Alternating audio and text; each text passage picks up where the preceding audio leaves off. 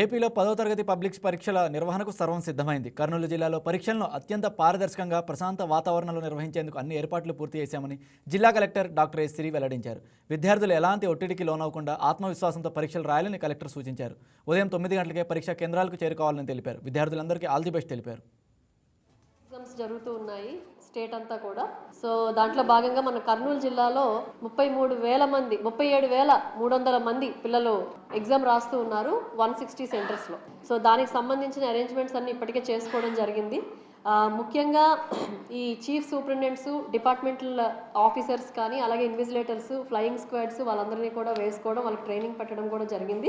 Then next police security కూడా, అంటే flying squads security అవన్నీ కూడా ఏదైతే ఎస్కార్ట్ ఇవ్వాలి, మనకి ఒక 8 సెంటర్లు కొంచెం 8 కిలోమీటర్స్ దాటి ఉన్నాయి. సో వాటికి క్రిటికల్ సెంటర్స్ అనమాట, వాటికి ఎస్కార్ట్ ఇవ్వడము, అలాగే వెహికల్ ఇవ్వడము. రెండోది ఏంటంటే సీసీటీవీ కెమెరాస్ పెట్టడం, ఎక్కడైతే ప్రాబ్లమేటిక్ ఉన్నాయి, కాంపౌండ్ వాల్ లేవు, వాటికి భద్రత పెట్టడం అనేది కూడా చేయడం జరిగింది. ఇదే కాకుండా దీంట్లో భాగంగా మీకు తెలుసు రొటీన్లో మనకి 144 సెక్షన్ పెడతాము. తర్వాత జిరాక్స్ షాప్స్ అలాగే ఇంటర్నెట్ సెంటర్స్ అన్నీ కూడా పక్కన ఉన్నవన్నీ క్లోజ్ చేయిస్తాము.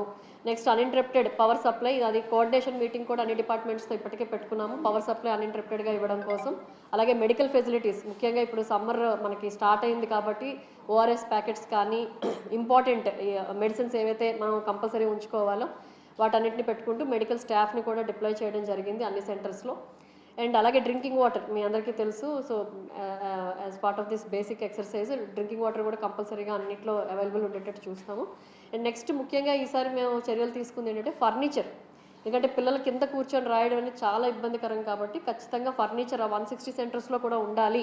ఒక 3 సెంటర్లలో చాలా తక్కువ ఉన్నాయి, వాటిని కూడా మనం కంపల్సరీగా ఫర్నిచర్ పెట్టాలి అని చెప్పి ఇన్స్ట్రక్షన్స్ ఇవ్వడం జరిగింది. సో 160 సెంటర్స్లో కూడా పూర్తిగా ఫర్నిచర్ పెట్టడం జరిగిందండి. అలాగే ఏపీఎస్ఆర్టీసీ సంబంధించి మనకు స్పెషల్ బస్సెస్, అలాగే ఫ్రీగా ట్రావెల్ చేయడానికి ఆ రోజు పిల్లలకి అలాగే స్టాఫ్ కోసం కూడా స్పెషల్ బస్సెస్ పెట్టడం జరుగుతూ ఉంది. క్వశ్చన్ పేపర్స్కి సంబంధించి మనకు ఒక 34 సెంటర్లో పోలీస్ స్టేషన్స్లో క్వశ్చన్ పేపర్స్ పెట్టాము.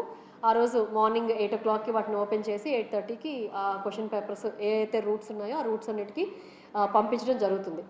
ముఖ్యంగా పిల్లలకి నేను చెప్పేది ఏంటంటే బీ కాన్ఫిడెంట్గా దయచేసి ఉండండి, కాన్ఫిడెంట్గా రాయండి పేపర్. ఎప్పుడు కూడా భయపడొద్దు, డిప్రెషన్కి గురవ్వద్దు. ఏవైతే వీక్గా ఉన్నారో వాటిని ఒక్కసారి మళ్ళీ వచ్చినవి కాకుండా వీక్గా ఉన్నవి కొంచెం బాగా చదువుకొని రావాలని చెప్పి కోరుకుంటూ ఉన్నాను. ముఖ్యంగా మొబైల్స్ తేవద్దండి ఎవ్వరు కూడా, ఎందుకంటే డిపాజిట్ చేయడానికి కూడా అక్కడ ఏమీ లేదు. ఇట్స్ నో మొబైల్ జోన్ కాబట్టి పిల్లలు ఎవరు కూడా మొబైల్స్ తీసుకురావడానికి వీలు లేదు. అదొకటి దయచేసి పేరెంట్స్ పిల్లలు గుర్తుపెట్టుకోవాల్సిన విషయం. అలాగే ఇన్విజిలేటర్స్ అయితే అసలు ఫోన్స్ తేకూడదండి, అది కూడా చెప్పడం జరిగింది. ఇన్విజిలేటర్స్ కానీ అక్కడ ఎవరైతే ఉన్నారో వాళ్ళందరిది కూడా మొబైల్స్ అక్కడ పోలీస్ దగ్గర డిపాజిట్ చేయాలని చెప్పి కూడా చెప్పడం